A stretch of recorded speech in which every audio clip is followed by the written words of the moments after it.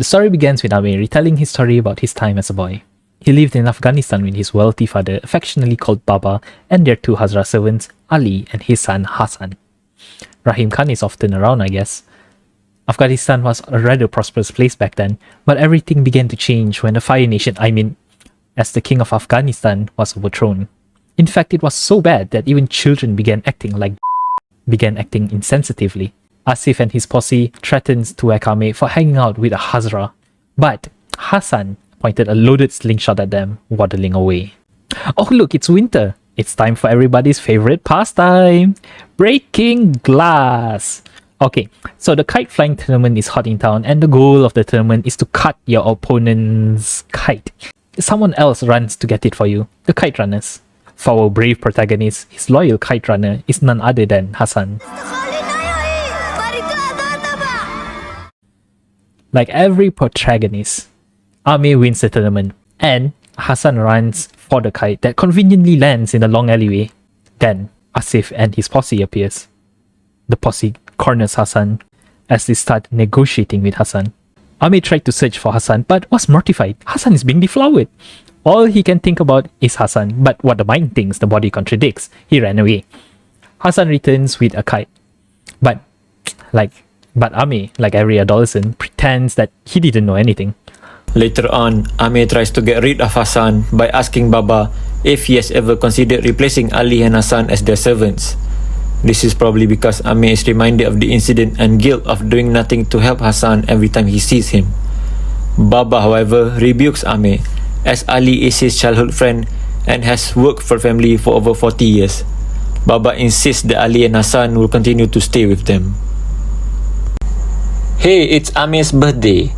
Baba throws a massive party for Amir and gives him a new wristwatch as a present. Asif, the evil son of Satan himself, also attends the party and gives Amir a present which Amir reluctantly accepts.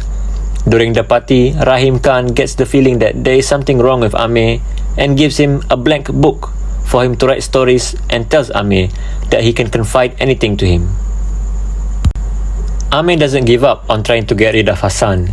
He plants the new wristwatch he got from Baba under Hassan's pillow, making it seem like Hassan stole it.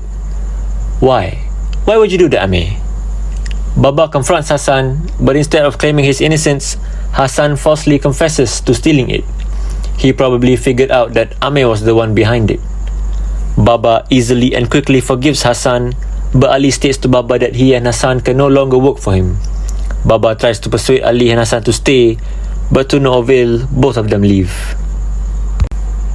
Later on, the Soviet Union invades the region. Baba and Amir flee to Pakistan, leaving the house in Rahim Khan's care. They travel by truck with other refugees, and along the way they are stopped by a Soviet soldier who demands sex with a young female refugee. Baba intervenes, daring the soldier to shoot him, but the situation is diffused when the soldier's superior appear. The refugees are later smuggled across the border in an empty belly of an oil truck. Moving on to Amir's life in America. Amir finally graduates from a local community college and earns his degree. Upon graduating, Amir determined to be a writer rather than a doctor as Baba wished. One day at the flea market, Amir's father introduced him to his friend, General Taheri. Amir also had the opportunity to meet General Taheri's daughter, Soraya, whom he begins to have feelings for. Later, Amir tries to approach Soraya by giving her a copy of one of his stories, but the general, who has little regard for artists, tosses it aside and speaks dismissively to Amir. Soon after, Baba becomes gravely ill. Baba refused to stay at the hospital and insists on being brought home for his last days. Amir later makes a request to his father to visit Kastagari and ask General Taheri for his daughter's hand in marriage. General Taheri agrees, but Soraya then reveals her past to Amir, that when the Taheris were living in Virginia, she ran away with an Afghan man and lived with him until her father came to retrieve her. They even had to move to California to flee the gossip surrounding them. Despite the shocking revelation, Amir decides to marry Soraya. Baba dies soon afterward. Amir then visits her father's Sikh friend Rahim Khan in Pakistan. Rahim breaks the news of Hassan's death to Amir. He tells Amir that as his health is worsening, he has been hiring caretakers to look after Baba and Amir's house, but none of them last more than a year. He then asks a favor from Hassan to carry his responsibility, and he flees to Pakistan as his health deteriorates.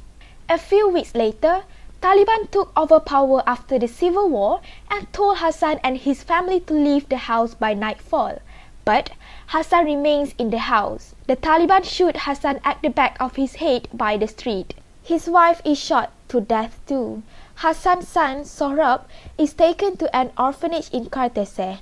Rahim then gives Amir a letter from Hassan and urged Amir to find Sohrab in Kabul. Amir refused until Rahim Khan reveals that Amir's father, Akha Sahib, was the true biological father of Hassan, as Ali was infertile. Then just like that, Amir agrees to go to Kabul. But he couldn't do it alone, accompanied by a driver named Farid, who helped him in disguising himself with a fake beard, cross the borders and rescue his friend's son, Sohrab. The first place Amir and Farid went was to the orphanage, but sadly, they discovered that Sohrab was taken away by a Taliban official who takes young girls and boys from time to time. Luckily, they were told that they could meet the Taliban official at a soccer match in Ghazi Stadium. Little did Amir and Farid know, the match was far beyond what they thought it was. They witnessed the Taliban stoning adulterers at halftime. But somehow, Amir managed to get an appointment to see the Taliban official, and guess who he met? Drumroll please! The official's assistant is Asif. Remember that guy? Ugh. And as usual, Asif agrees to let Sohrab go, but there's a payment. He was brutally beaten, and guess who saved him? Just like his dad, Sohrab pulled out his slingshot and shots Asif in the eye. Amir and Sohrab managed to run away in a getaway car. I'm sorry. When they returned to Peshawar, they discovered that Rahim Khan has passed away.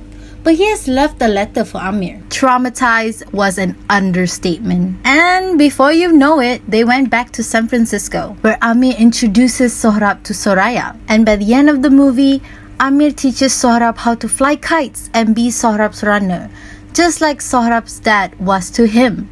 As Amir runs off to get the kite for Sohrab, he says, loud and proud, the words Hassan has said to him when they were boys. For you, 1,000 times over. Two issues I believe is prevalent in the story is discrimination and betrayal. For discrimination, we saw Asif hating that Amir is mingling with Hassan, a Hazra, who they believe is in a lower caste in their society. Later even, Amir revealed that he had a clean-shaven face to Asif, who was already at that time in the Taliban, as he assaults him. It's a very real issue, not only in the movie, but also in real life, as discrimination has led to strifes and wars even today. For betrayal, we have seen instances in the movie where both Amir and Baba withheld information or take no action.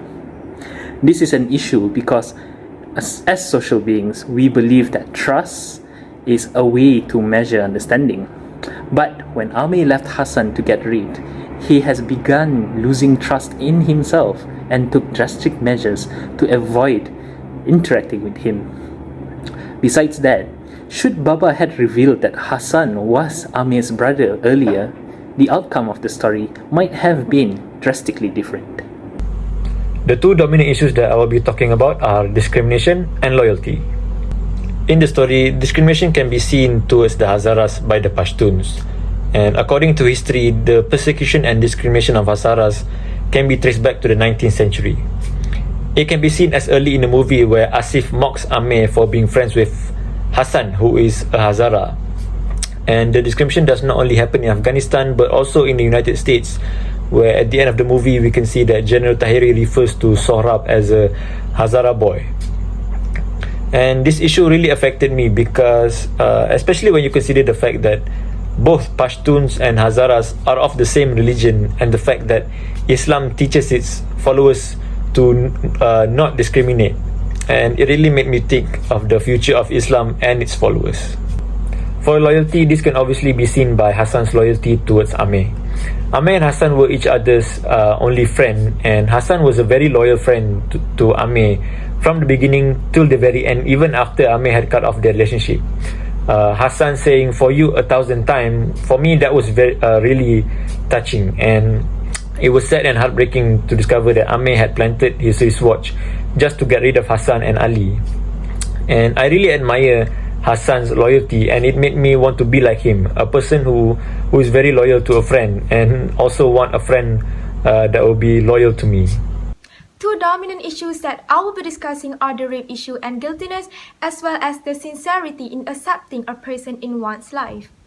As for the first issue, although Hassan once doubtlessly protected Amir and himself when a group of boys came to threaten them, Amir did not do so when it came to his turn to protect Hassan.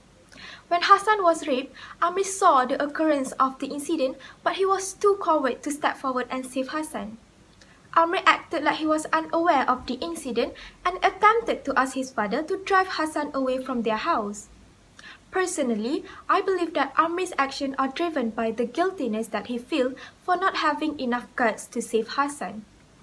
He wants Hassan to be out of his sight just to lessen his own guiltiness, which personally I believe that no one should ever be treated the way Hassan was treated just because the other person feels guilty. On a personal level, this issue acts like a reminder for me to never commit such an attitude or action in my life.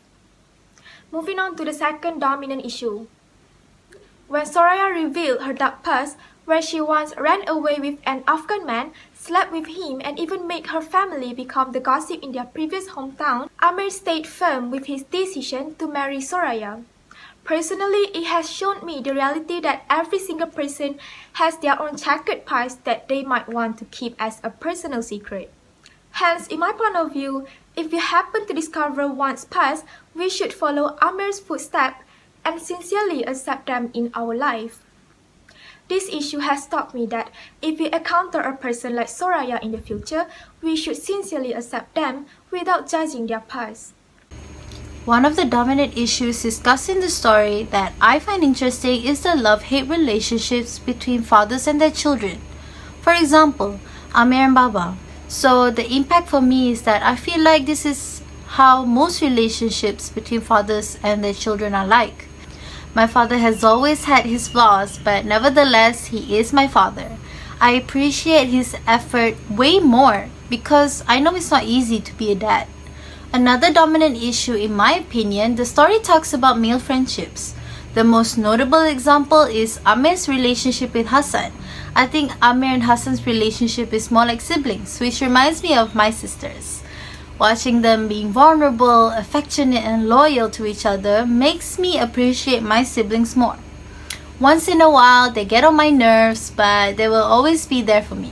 It is not easy to find lifelong friends. It is even harder to find those who are loyal to you, not because of a sense of duty, but because they want to.